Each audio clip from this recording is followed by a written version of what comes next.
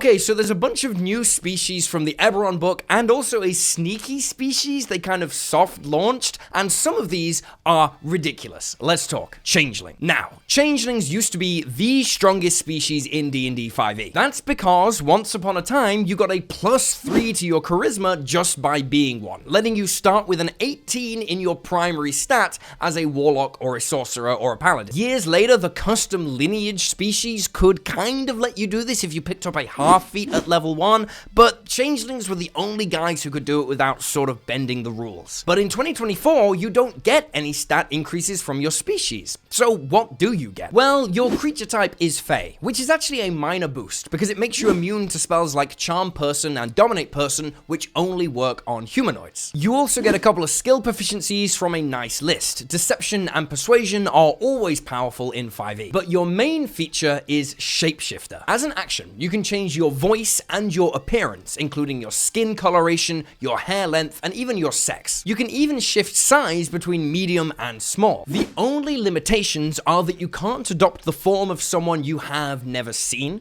You must adopt the form of a creature with the same configuration of limbs, and your clothes don't change when you transform, only your body. While you are transformed, you have advantage on all charisma checks. This is fantastic. You can do it as often as you like, and it lasts indefinitely. Advantage on all charisma checks across the entire game is wild. And it's probably still better than you think, because there's nothing here that says you have to assume the form of another playable species. It just says that you can do that. In theory, you can appear as any creature with the same arrangement of 4 limbs as long as it's medium or small. Maybe a dog or a fox or a similar urban animal could be amazing for infiltration, acting like a mini druid. You don't gain any features from the thing you turn into, it is cosmetic only, but still an incredible skill depending on how chill your DM is. Changelings are a brilliant species with tons of roleplay potential, especially for rogues and bards. Kalashtar, introducing WotC's first ever playable aberration species in D&D.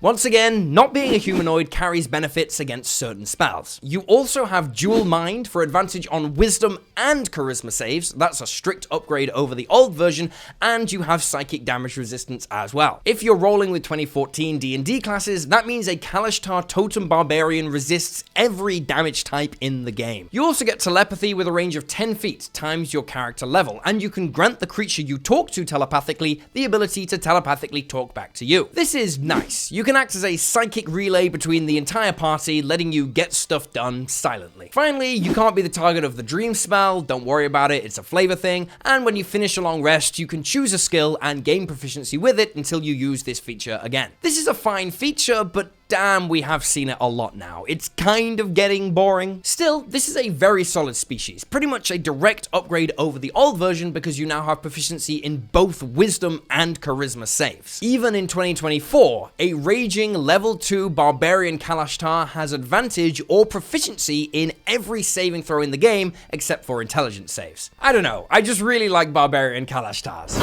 Hey dude, can I whoa!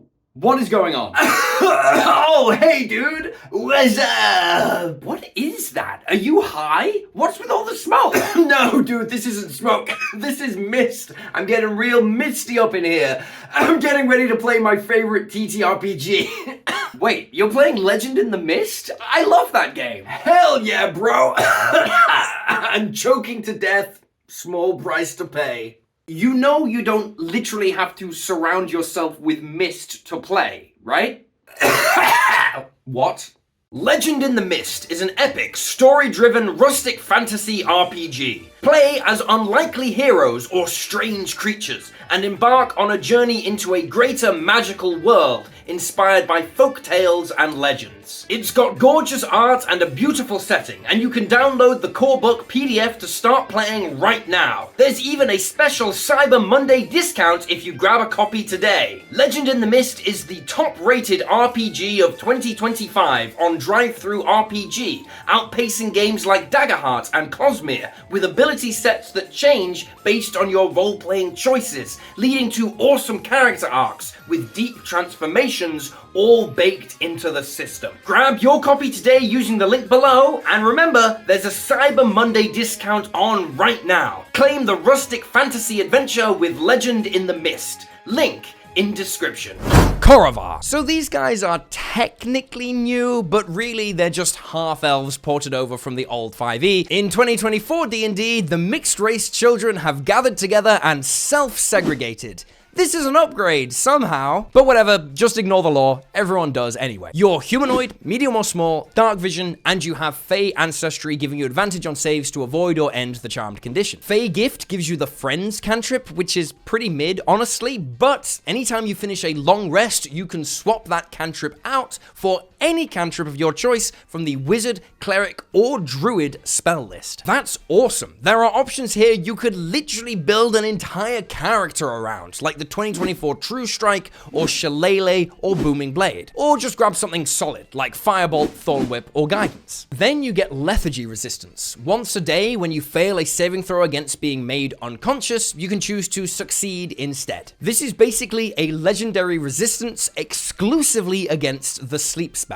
It is way too niche to be considered useful. You also get skilled versatility, just like the Kalashtar. It's still good, and it's still very boring. I'm not a fan of these cookie-cutter abilities. They just throw on a bunch of species. It makes every single one feel less unique. Still, cookie-cutter abilities aside, that cantrip feature is really nice. Khoravar are decent. Shifter. Shifters have always been some of my favorite species in the entire game. Not a furry, not a furry, you're not a furry, you're not a furry, you're not a furry. Shifters are kind of the werewolf species. You're medium or small, 30-foot walking speed, and you're humanoid. You get proficiency in a skill, you get dark vision, and the only other feature you get is shifting, and it's really good. As a bonus action, you transform into a more bestial appearance for 1 minute. You gain temporary hit points equal to 2 times your proficiency bonus, and you can do this a number of times per long rest equal to your proficiency bonus. So there's a little tankiness there already. More importantly, there are 4 variations of Shifter, and each one gives you a different benefit when you shift. Beasthide gives you an additional 1d6 temporary hit points and a +1 to your AC while shifted.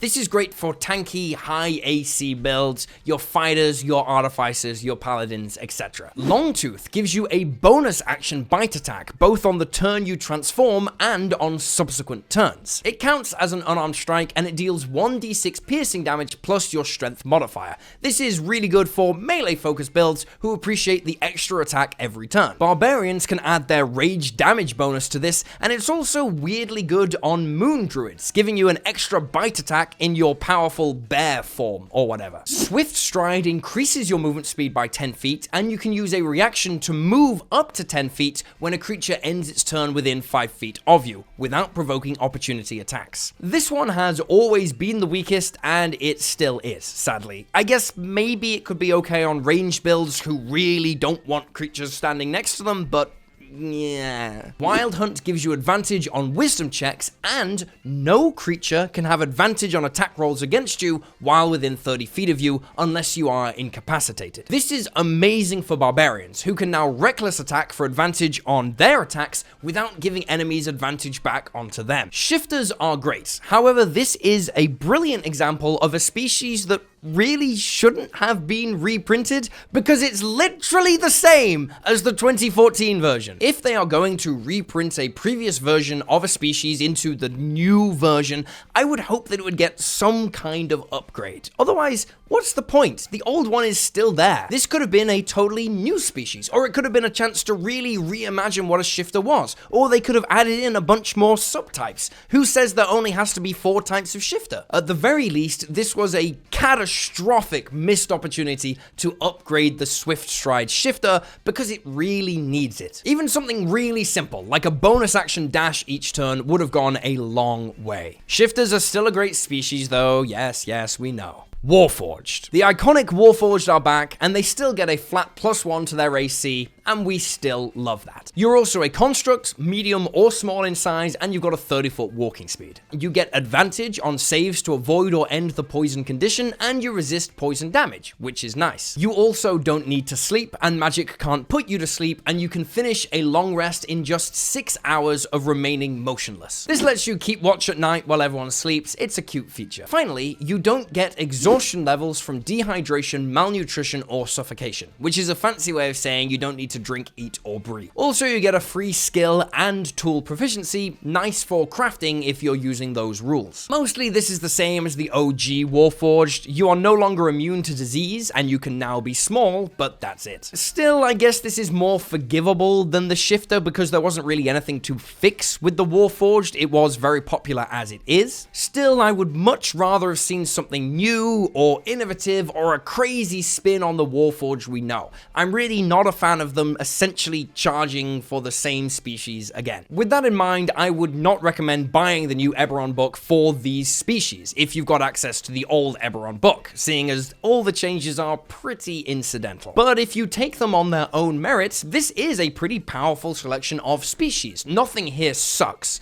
And speaking of sucking, Dhampir. Ooh, what's this? Another playable species? Well, yeah, the Dhampir species dropped for 2024 earlier this month as part of like a digital-only pack, and seeing as that was literally one of the most powerful species in the game, let's take a look at it. Dhampir are basically vampires. You are humanoid, medium or small, you have dark vision, and you have a 30-foot walking speed and climb speed. Nice. You're also resistant to necrotic damage, which is new to this version of the species and is quite tasty. When you reach level 3, you get spider climb, letting you move up, down, and across vertical surfaces and ceilings while leaving your hands free. It's a fun bonus, letting you snipe people at range from the ceiling while indoors, which is sort of like having a fly speed if you squint. The iconic Dhampir feature is Vampiric Bite. When you make an unarmed strike, you can bite the target, dealing 1d4 piercing damage plus your Constitution modifier. This is where it gets weird, because the old version of the Dhampir was very explicit. You use your Constitution modifier for the attack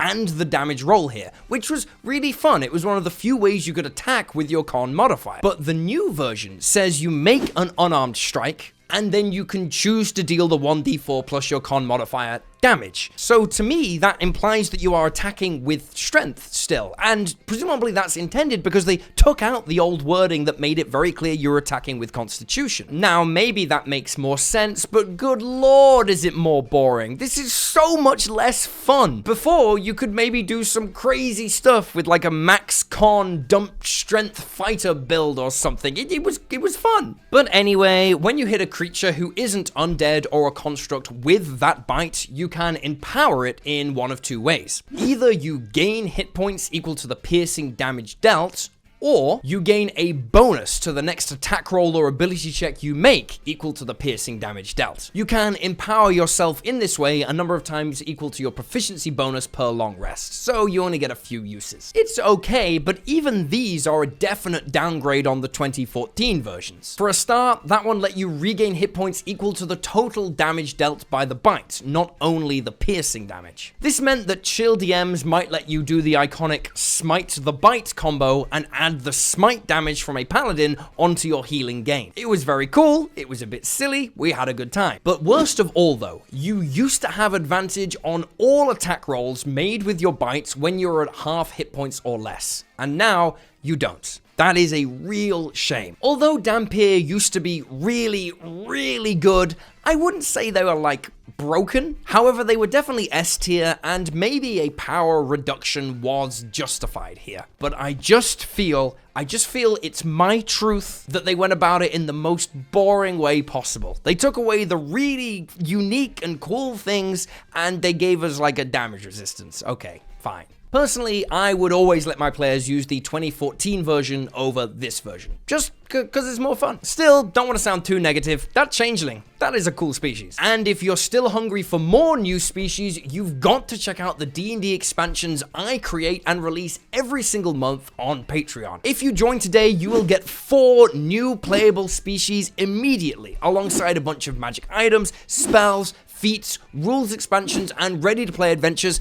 and subclasses too. 50% of this YouTube channel's ad revenue goes to charity, and that is only possible thanks to your direct support. And signing up at the Dragon tier gets you 200 pages of content immediately. That is basically double the amount of content in the new Eberron book at 1/3 of the price. Also, remember to like and subscribe, check out other videos on the channel, and yeah, that's all I got. I'll see you next time.